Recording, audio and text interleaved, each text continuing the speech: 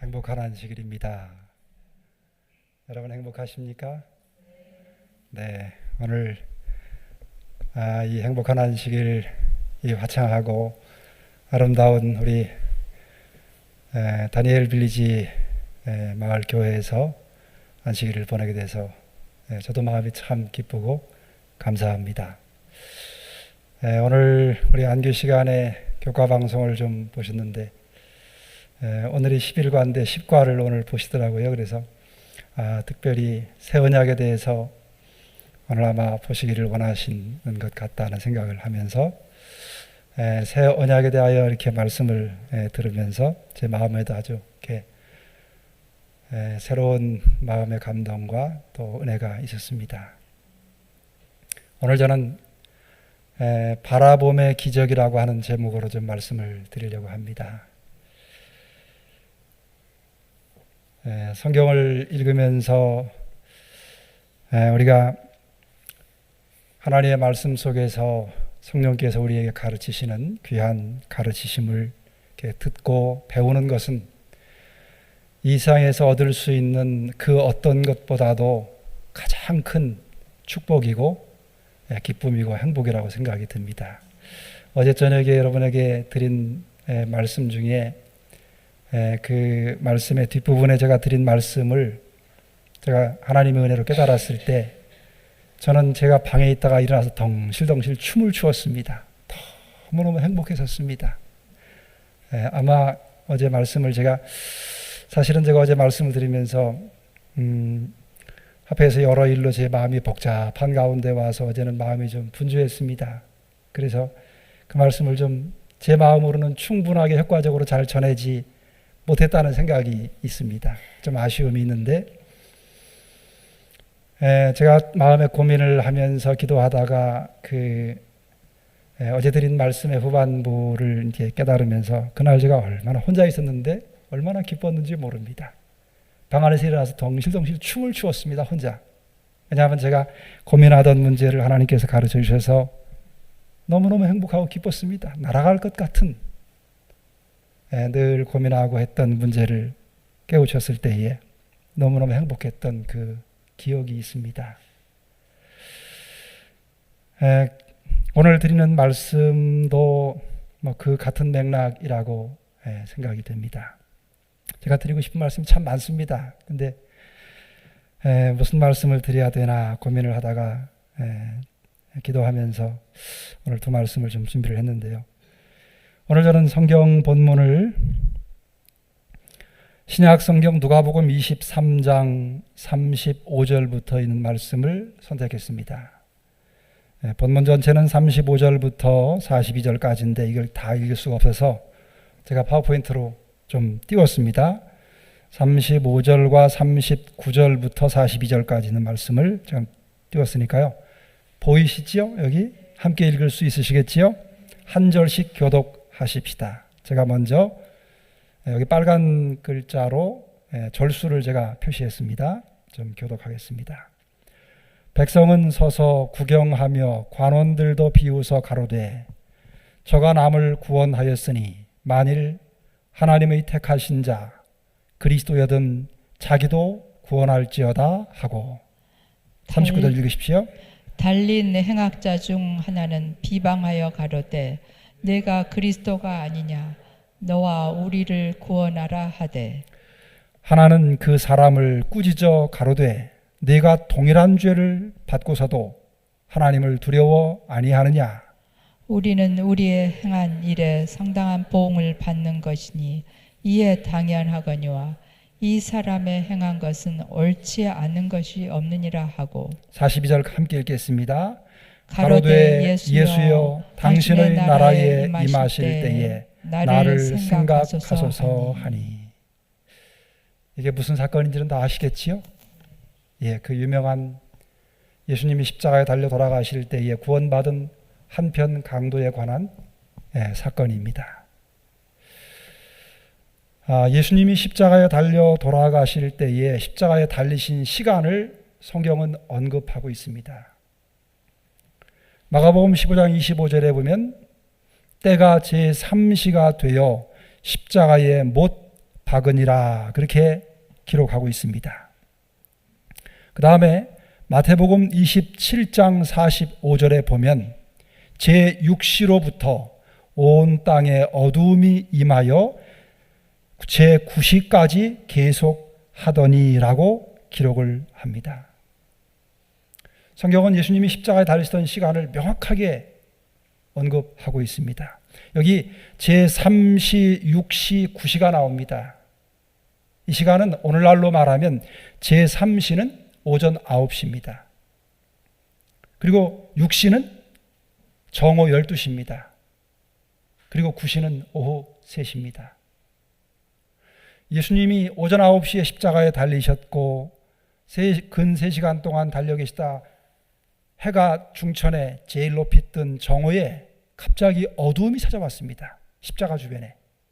그리고 오후 3시까지 그 어두움이 계속되었습니다.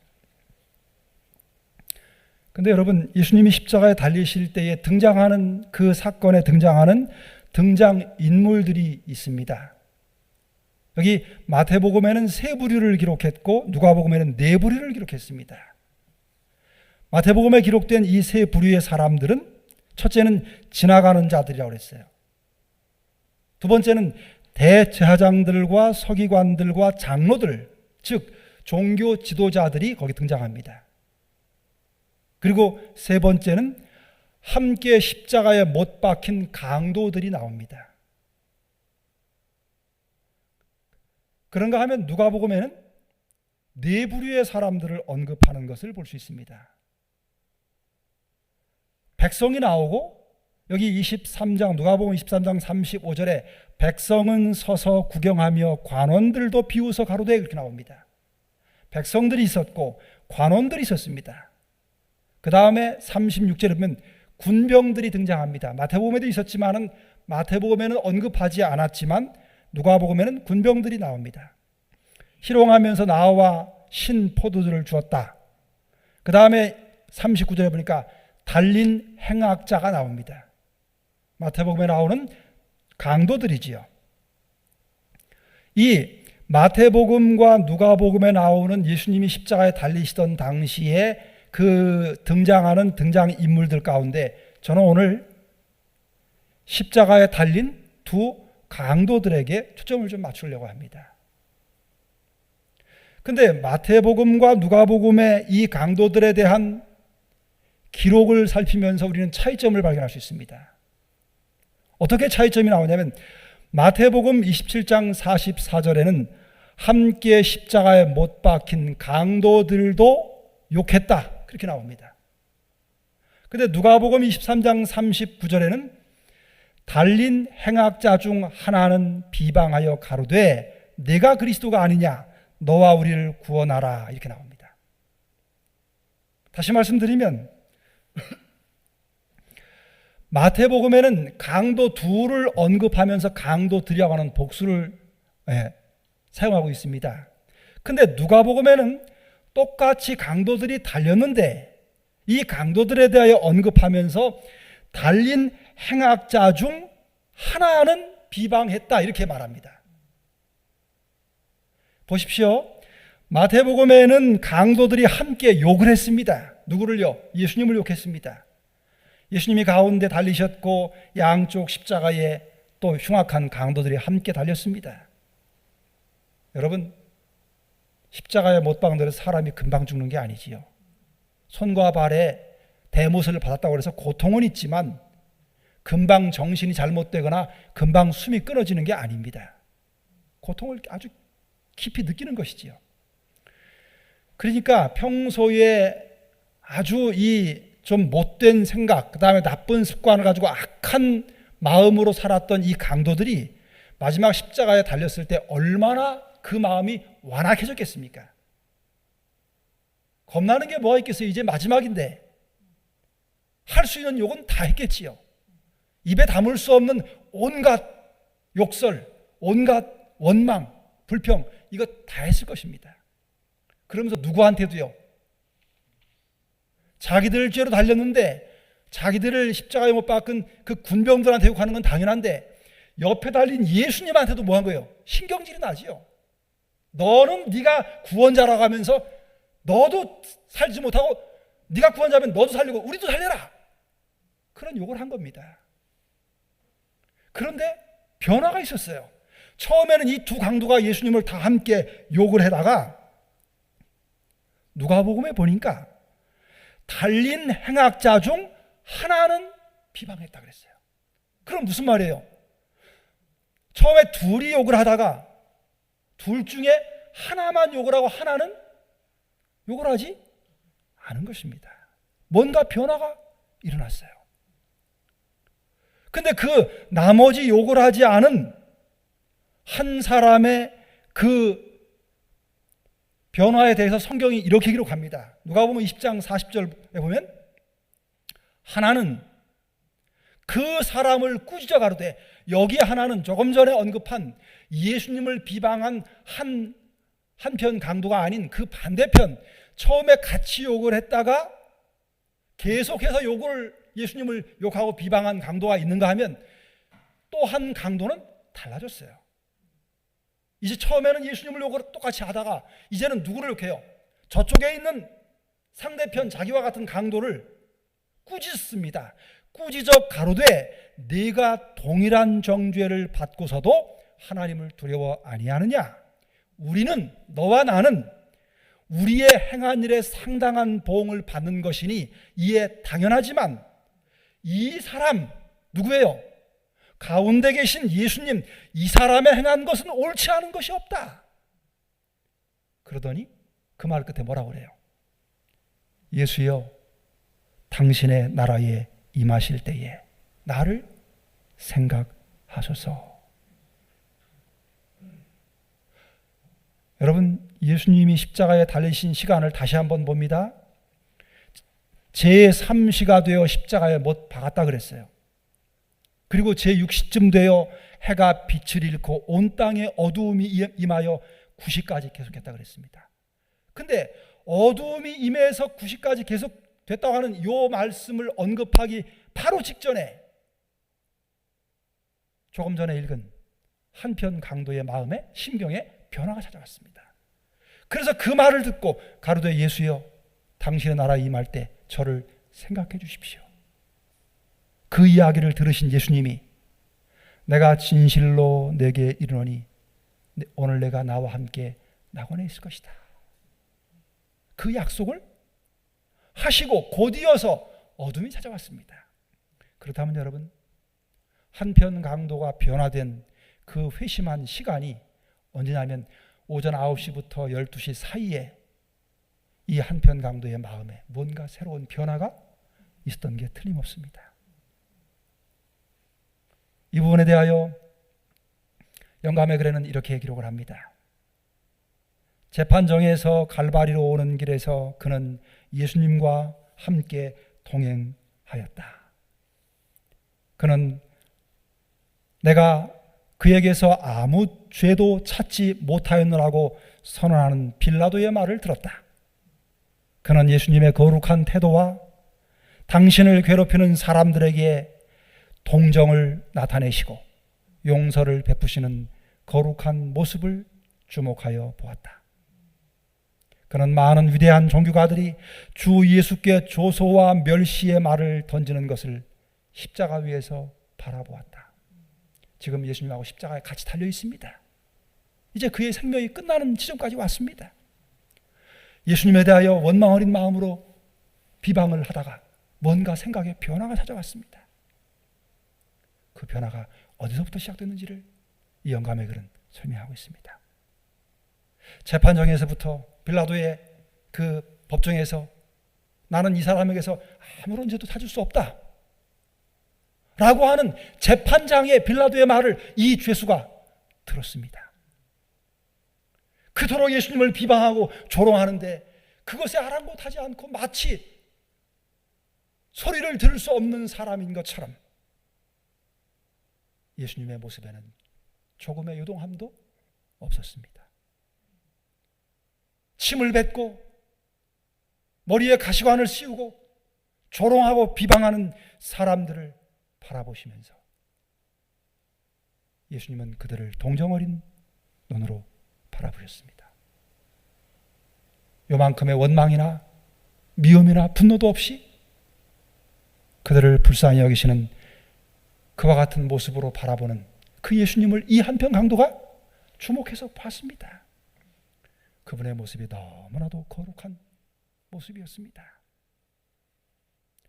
그럼에도 불구하고 종교 지도자들은 조소와 멸시와 조롱으로 일관했습니다. 그 다음 장면을 이렇게 묘사합니다. 그는 사람들이 조롱의 표시로 머리를 흔드는 것을 보았다. 그의 행악자인 그의 동료가 그분을 비방하여 네가 그리스도가 아니냐, 너와 우리를 구원하라고 하는 말을 들었다.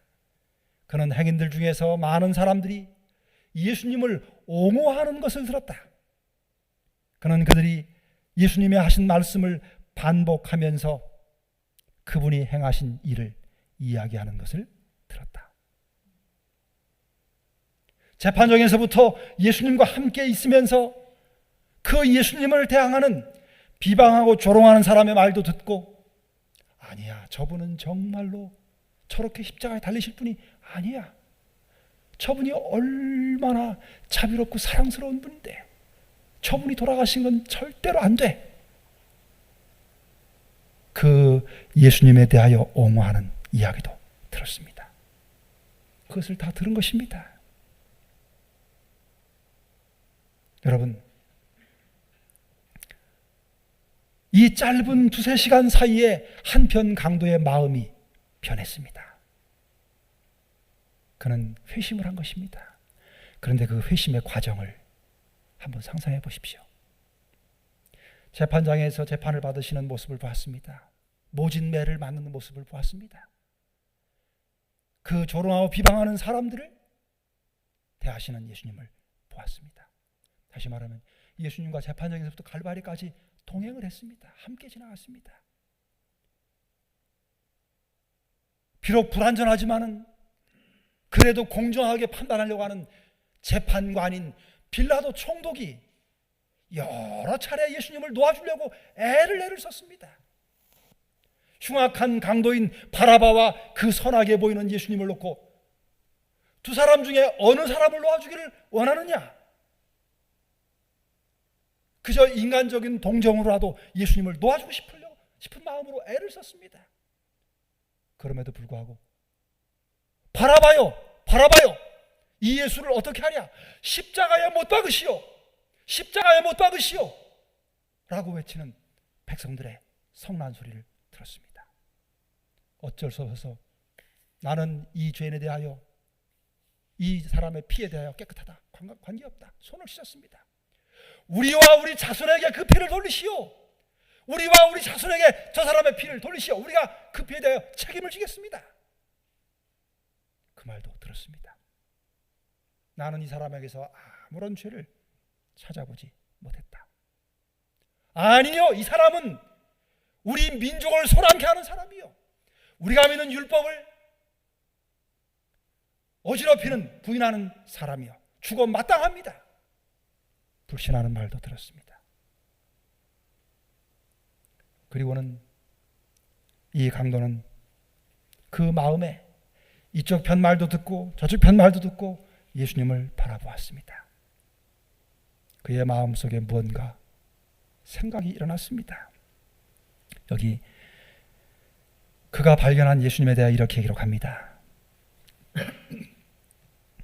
이분이 그리스도라는 확신이 그에게 되살아났다. 그는 동료 지수를 돌아보며 네가 동일한 정죄를 받고서도 하나님을 두려워 아니하느냐라고 말했다. 죽어가는 강도들에게는 이제 사람을 두려워할 아무것도 없었다. 그러나 그중 한 사람에게는 두려워해야 할 하나님이 계시고 그를 떨게 할 미래가 있다는 확신이 생겼다. 이제 마지막인데 무엇이 두렵겠습니까? 이제 사형 틀에 매달려서 죽어가는 판에 무슨 주저함이 있겠습니까? 하고 싶은 욕, 하고 싶은 원망, 하고 싶은 불평 다 할 수 있는 상황입니다. 그런데 이 한편 강도의 마음속에 그 모진 비방과 고난을 당하면서도 그 거룩한 모습을 잃지 않은 예수님을 바라보며 그의 마음속에 확신이 생기기 시작했습니다. 이분은 보통 사람이 아니다. 이분이야말로 하나님이시구나. 이분이야말로 그리스도시구나 라고 하는 확신이 찾아왔습니다. 그 다음에 이렇게 이어집니다. 이제 의문은 없어지고 의심도 비난도 없어졌다. 자기의 죄로 인하여 정죄를 받을 때에 이 강도는 아무런 소망도 없이 절망에 빠졌으나 지금은 이상하게도 부드러운 생각들이 떠올랐다. 그는 예수께서 어떻게 병자를 고치셨고 또 어떻게 죄를 용서하셨는지에 대하여 들었던 것들을 모두 마음속에 회상해 보았다. 그는 예수님을 믿고 따라온 사람들이 울면서 하는 말을 들었다. 그는 구주의 머리 위에 붙은 명패를 읽어보았다. 나사렛 예수, 유대인의 왕이라고 하는 명패를 읽었습니다. 그 완악했던 마음이 부드러워지기 시작했습니다. 원망하는 마음도 의심하고 불평하는 마음도 다 눈은 녹듯이 녹아지기 시작했습니다. 이상하게도 그 마음이 부드러워지고 그 예수님을 보면서 울면서 그 예수님이 행하셨던 일을 이야기하며 안타까워하는 사람들을 보게 됐습니다. 그리고 그동안 들었던 이 나사렛 예수라고 하는 분이 어떤 분인지에 대한 그 들었던 이야기들이 하나씩 둘씩 떠오르기 시작했습니다. 그리고 그 마음 속에 예수님에 대한 새로운 생각들이 일어나기 시작했습니다. 자기 옆에 달려있는 그 예수님 머리에 붙은 명패를 봤습니다. 유대인의 왕 나사렛 예수 그리스도라고 하는 그 문구가 들어왔습니다. 여기 이렇게 놀라운 글이 있습니다. 성령께서 그의 마음을 비추셔서 차츰차츰 확신의 고리가 연결되었다. 상처를 입으시고 조롱을 당하시고 십자가에 달리신 예수님에게서 그는 세상 죄를 지고 가는 하나님의 어린 양을 발견했다. 희망 없이 죽어가던 영혼이 죽어가시는 구주께 자신을 맡길 때에 그의 목소리에는 고민과 희망이 뒤섞이게 되었다. 당신의 나라에 임하실 때에 나를 생각하옵소서 라고 그는 부르짖었다. 그 짧은 시간 동안에 이 한편 강도의 마음에 성령께서 역사하셨습니다. 여러분, 비결이 무엇일까요? 그의 회심의 비결이 무엇일까요? 그것은 예수 그리스도를 바라본 것입니다. 예수 그리스도를 주목해서 본 것입니다. 예수 그리스도를 바라보았을 때 십자가에 달리신 예수 그리스도, 그 재판정에서 조롱과 멸시를 받으시면서도 조금의 원망이나 불평이나 분노나 복수의 마음이 없이 그들을 불쌍히 여기시는 그 고상하고 거룩한 예수 그리스도를 바라보면서 그분에게 주목을 한 그의 시선 속에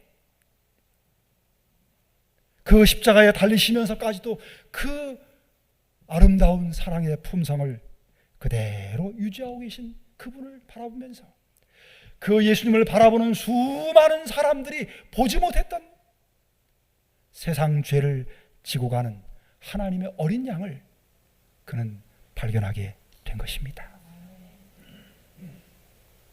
여러분, 예수님을 주목할 때 어떤 역사가 벌어지는지를 우리는 기억할 필요가 있습니다. 창세기 3장에 보면은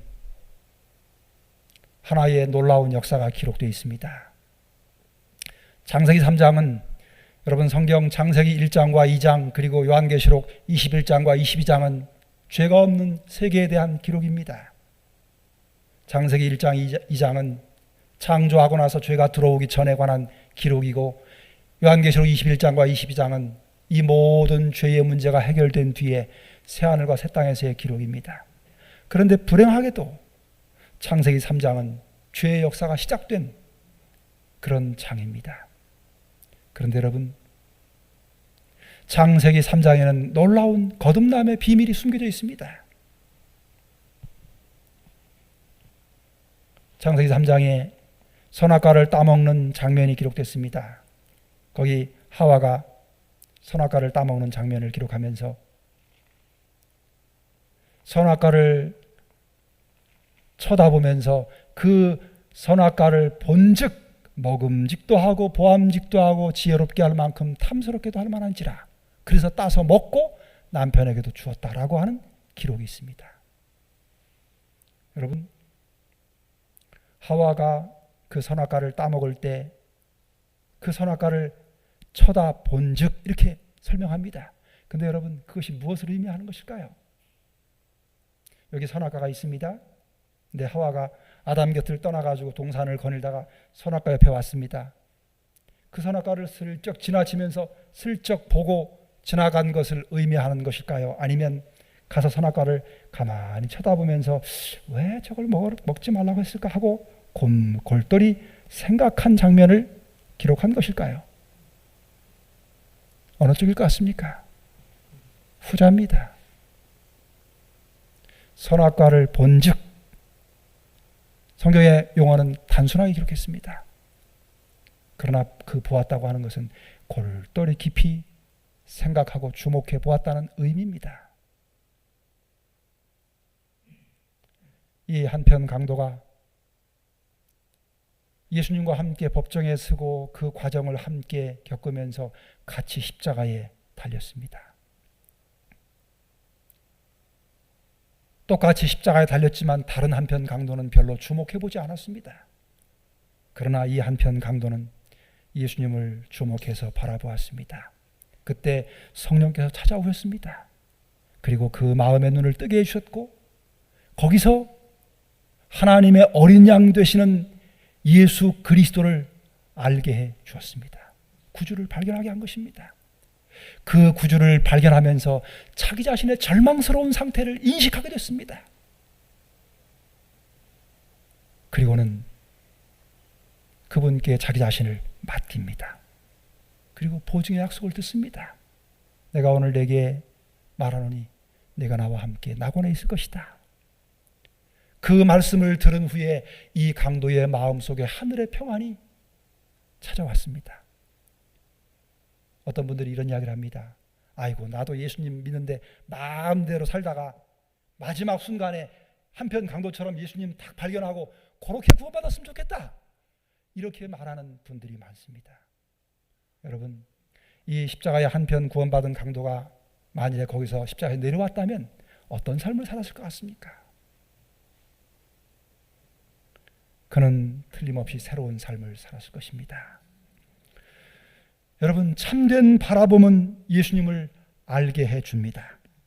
처음에는 그분에 대하여 아주 희미하게밖에는 알지 못하지만 계속해서 그분을 바라보게 될 때 그분이 어떤 분인지를 점점 더 분명히 알게 됩니다. 주님을 그렇게 바라보게 될 때 성령께서 더 깊이 우리의 마음속에 밝은 빛을 비춰주십니다. 그리고 더 밝은 빛으로 그분의 아름다운 품성을 우리에게 드러내 보여줍니다. 계속하여 주님을 바라보게 될 때 하나님이 어떤 분인지, 십자가가 무엇을 의미하는지, 예수님이 십자가에 돌아가실 당하신 고통이 무엇인지를 알게 해줍니다. 그리고 자기 자신이 얼마나 더럽고 누추한 죄인인지를 더 깊이 깨닫게 되는 것입니다. 그리고 자신에 대하여 깊은 절망 가운데 빠지게 되고 그 절망이 깊어지게 될수록 예수 그리스도 외에는 아무런 희망이 없다고 하는, 그분만이 유일한 희망이라고 하는 사실을 알게 되는 것입니다. 그리고 그분께 전적으로 자기의 삶을 맡길 수밖에 없게 됩니다. 그럴 때 한 사람에게, 한 영혼에게 놀라운 변화가 찾아오게 되어 있습니다. 예수 그리스도를 알고 그분을 만나는 것이 무엇을 의미하는지를 그의 삶을 통해서 드러내 보여지게 되는 것입니다. 그리고 그 개인의 마음속에 찾아오는 내적인 하늘의 평안과 예수 그리스도 외에는 결코 희망이 없다고 하는 다른 이름으로서는 구원 얻을 만한 다른 이름을 준 것이 없다고 하는 사도행전 4장 12절의 말씀이 무엇인지를 이해하게 되고 이 세상에는 모든 것들을 버리고 오직 십자가에 나를 위해 돌아가신 예수 그리스도만이 유일한 내 소망이요 희망이라고 하는 깊은 내적인 확신이 더 깊어지게 됩니다. 그리고 오직 예수님만을 높이는 삶을 살게 되는 것입니다. 그것이 변화된 그리스도인의 삶의 모습이 되는 것입니다. 여기 같은 시대에서만 이런 말씀이 있습니다. 우리가 그리스도의 생애를 깊이 명상하는데 매일 1시간을 바치는 것은 매우 좋은 일이다. 우리는 그의 생애를 한 조목 한 조목씩 연구하고 각 장면, 특히 그의 생애의 마지막 장면을 확실히 머릿속에 그릴 것이다. 이것은 예수님이 6월절에 참여하심이라고 하는 챕터의 마지막 부분에 기록된 내용입니다. 여러분, 오늘 우리 십과 세언약 김은배 교수님 마지막 부분에 히브리 3장 1절 믿음의 주요 또 온전케 하시는 예수를 바라보라. 또 우리의 대제사장이신 예수를 깊이 생각하라고 하는 말씀을 주셨습니다. 그것이 무엇을 의미하는 것입니까? 구체적으로 어떻게 하는 것이 그 방법입니까? 여러분, 예수님의 생애를 특별히 마지막 장면을 떼어서 한 조목씩 한 조목씩 깊이 묵상하시고 명상하십시오. 성경과 영감의 글을 통해서 그때의 형편을 깊이 마음에 새기십시오. 그리고 여러분의 시야에서 예수님이 선명하게 드러나기까지 주님을 바라보십시오. 그렇게 할 때 어떤 일이 벌어질 것인지를 이렇게 기록합니다. 이와 같이 우리가 우리를 위한 그의 크신 희생을 깊이 생각할 때에 그에 대한 우리의 신뢰는 더욱 굳어질 것이며 우리의 사랑은 격발되고 우리는 더욱 그리스도의 정신에 깊이 물들게 될 것이다. 만일 우리가 마침내 구원을 얻고자 한다면 우리는 십자가 밑에서 통회와 겸손의 공과를 배워야 한다. 여러분, 예수님을 10년, 20년, 30년, 40년, 50년 평생 믿었습니다. 그런데 왠지 마음이 허전해요. 내가 이렇게 살다가 정말 예수님 맞이할 수 있을까? 내가 저 세상 교회 밖에 있는 사람들하고 뭐가 다른 게 있을까? 심령이 공허하고 내 믿음이 없어진 것 같고 하늘에 대한 확신이 점점 줄어들고 그런 심령을 가지고 있는 분들이 많습니다. 무엇 때문일까요? 어떻게 치료하면 될까요? 여기 제가 좋아하는 표현 중에 우리의 사랑은 격발된다 그랬어요. 여러분, 격발이 뭔지 아시죠? 총을 가지고 방아쇠를 당기면 이 노리쇠 문치가 이 탄약을 탁 칩니다. 그러면 그 탁 치는 그 힘에 의해서 총알이 쫙 나갑니다. 그 노리쇠 뭉치가 그 총알을 치는 힘이 얼마나 센지 그 힘에 의해서 총알이 벽을 뚫고 들어갑니다. 사람을 관통합니다. 그게 격발입니다. 노리쇠 뭉치가 딱 때리는 게 이게 격발입니다. 어마어마한 힘이 에너지가 발생하는 것입니다. 여기 뭐라고 그랬어요? 이와 같이 우리가 우리를 위한 크신 희생을 깊이 생각할 때에 그분에 대한 우리의 신뢰가 더욱 굳어지고 그분에 대한 우리의 사랑이 뭐 한다고요? 격발됩니다. 격발.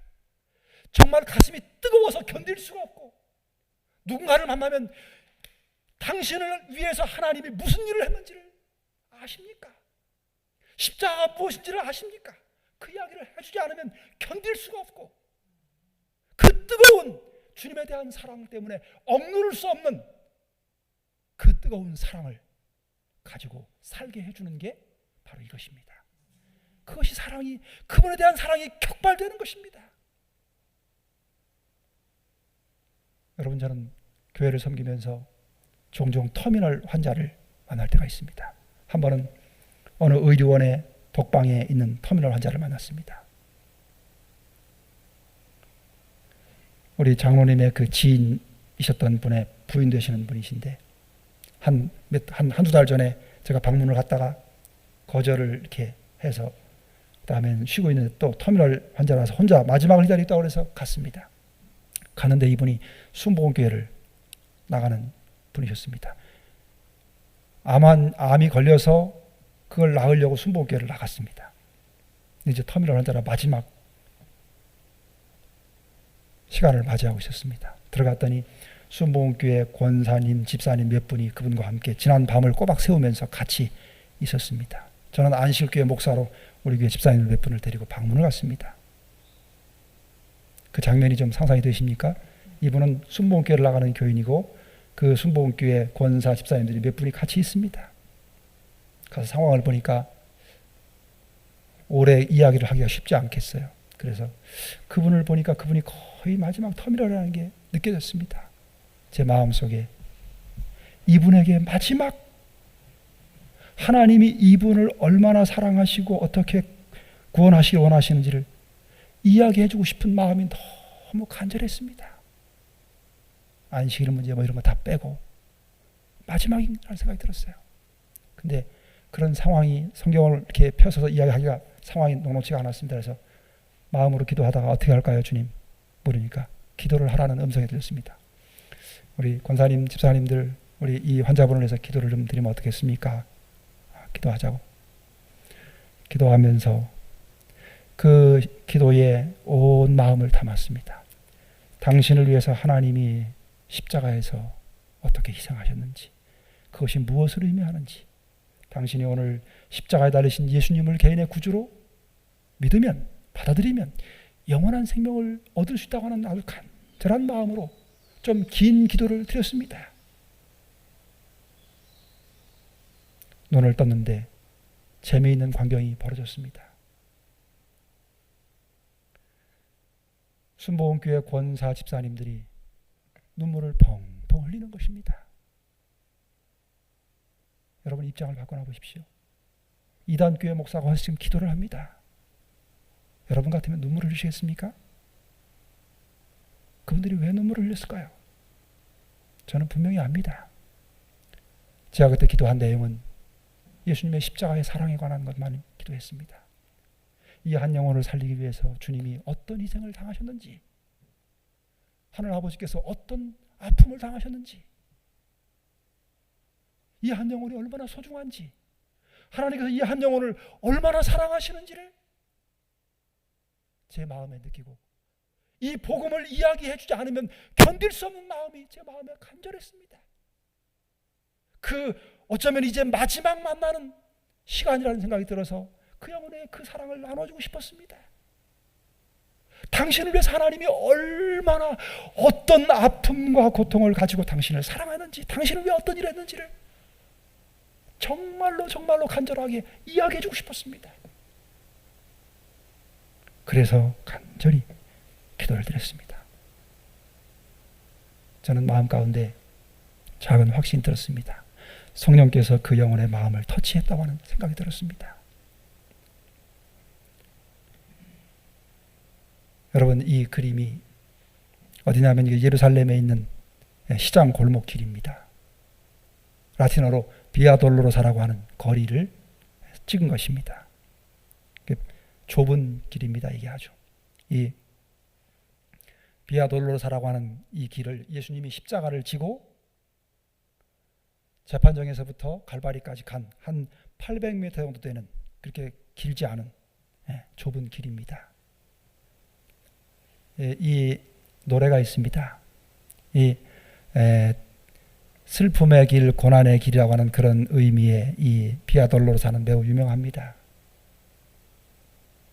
죄 없으신 하나님께서 죄인을 구원하시기 위해서 사람으로 오셨고, 사람을 섬기시다가 그 죄지은 인간을 구원하시기 위해서 십자가에 달리시기 위해서 모진 매를 맞으신 다음에 그 십자가를 지고 이 길을 걸어가셨습니다.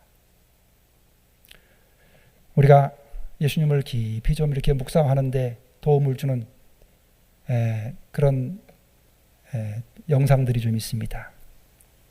이 패션 오브 크라이스트라고 하는 예수님의 생애를 묘사한 그 영화가 있었지요. 그 중에 한 부분을 제가 좀 캡처를 좀 했습니다. 여러분, 예수님이 우리를 위해서 어떤 고난을 받으셨는지 한번 잠깐 봤으면 좋겠습니다. 제가 한번 보여드리겠습니다.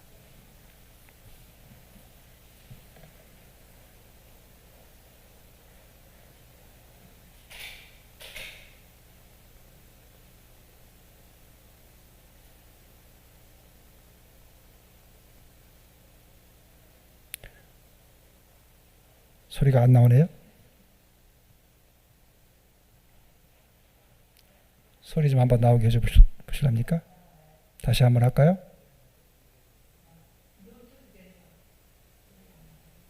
노트북에서 안 나오나요?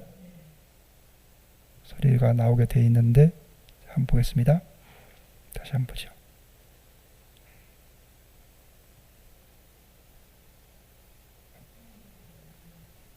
잠깐 제가 한번 보겠습니다.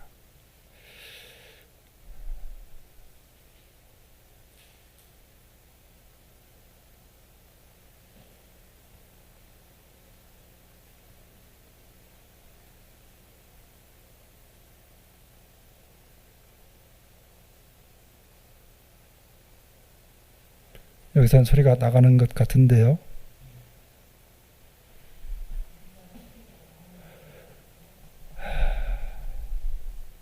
안 나옵니까?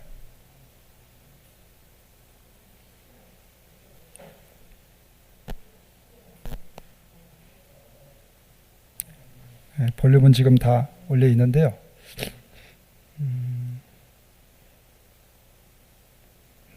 잠깐만요. 제가 다시 한번 해보겠습니다. 그럼.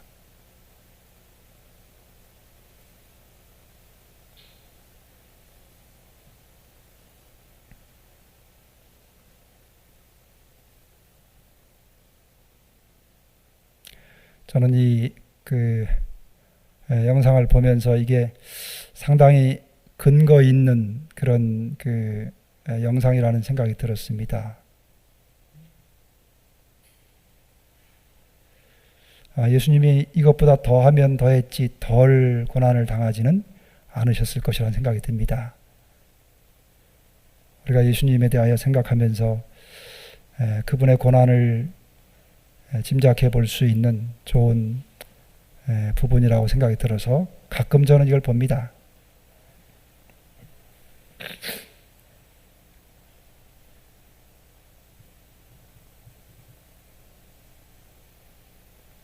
좀 아쉽네요. 소리가 좀 나오지 않아서.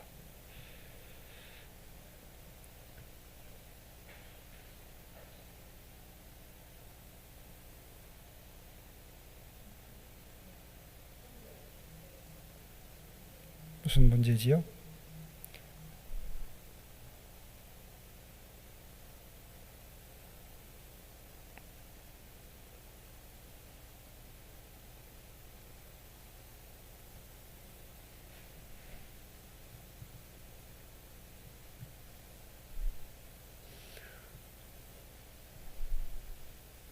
할 수 없지요. 못 보는 건 할 수 없는데요.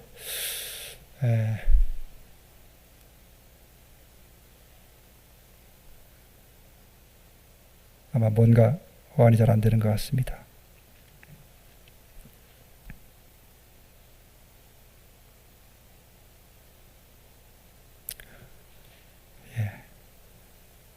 그냥 넘어가겠습니다. 한번 보시고.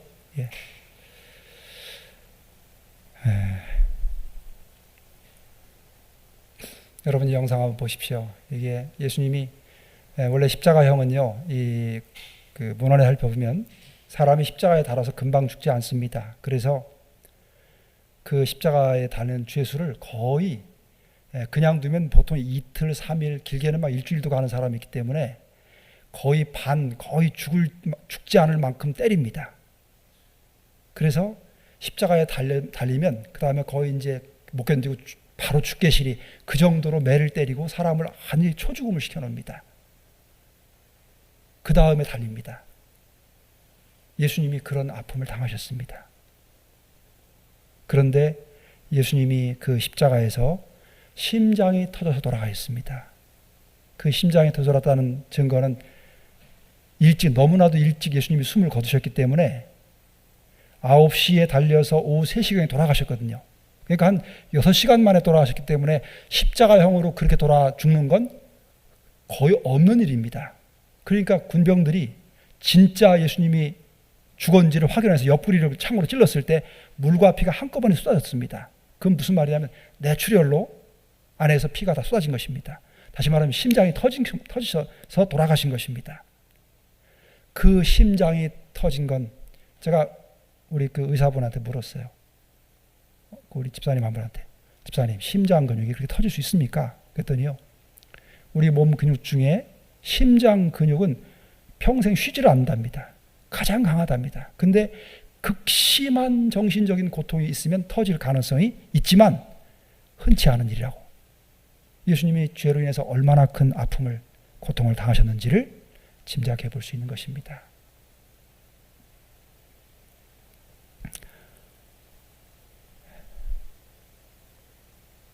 자, 넘어가겠습니다. 여러분, 예수님을 깊이 생각하십시오. 그 예수님이 어떤 분인지를 이 한편 강도가 예수님을 바라보고 회심한 것처럼 우리가 예수님을 깊이 묵상하고 그분이 어떤 분인지를 아는 것은 너무나도 중요한 일입니다. 거기에 우리의 믿음의 삶의 비밀이 담겨 있습니다. 요한복음 3장에 기록되는 거듭남의 비밀 역시 같은 맥락입니다. 여기 이렇게 기록합니다. 믿음의 주요 또 온전케 하시는 이인 예수를 바라보자. 바울이 이 히브리 12장에 언급한 내용이 무엇을 의미하는지를 우리는 이 말씀을 통해서 충분히 이해할 수 있습니다. 여기 또 이렇게 기록하지요. 다른 이로서는 구원을 얻을 수 없나니 천하 인간의 구원을 얻을 만한 다른 이름을 우리에게 주신 일이 없음이니라. 여러분, 예수님 외에는 아무런 희망이 없습니다. 오늘 그 예수님을 깊이 좀 생각하시기 바랍니다. 히브리 3장 1절에 우리의 믿는 도리의 사도시며 대제사장이신 예수를 깊이 생각하라. 여러분이 자주 아까 보신 것처럼 하루에 적어도 1시간 정도 예수님의 그 생애를 조목조목 떼어서 묵상하시되 특별히 마지막 장면을 깊이 묵상하시기 바랍니다. 여러분의 뇌리에 아주 선명하게 예수님의 떠오를 때까지 그때 놀라운 변화를 경험하시게 될 겁니다. 성령께서 우리의 마음속에 찾아오시고 우리를 어떻게 변화시키는지를 경험하게 될 것입니다. 여기에 놀라운 비밀이 담겨 있습니다. 오늘 이 한편 강도의 모습을 통해서, 바라봄을 통해서 그가 회심한 놀라운 기적이 우리 모두의 것이 되시기를 간절히 바라면서 말씀을 마치겠습니다.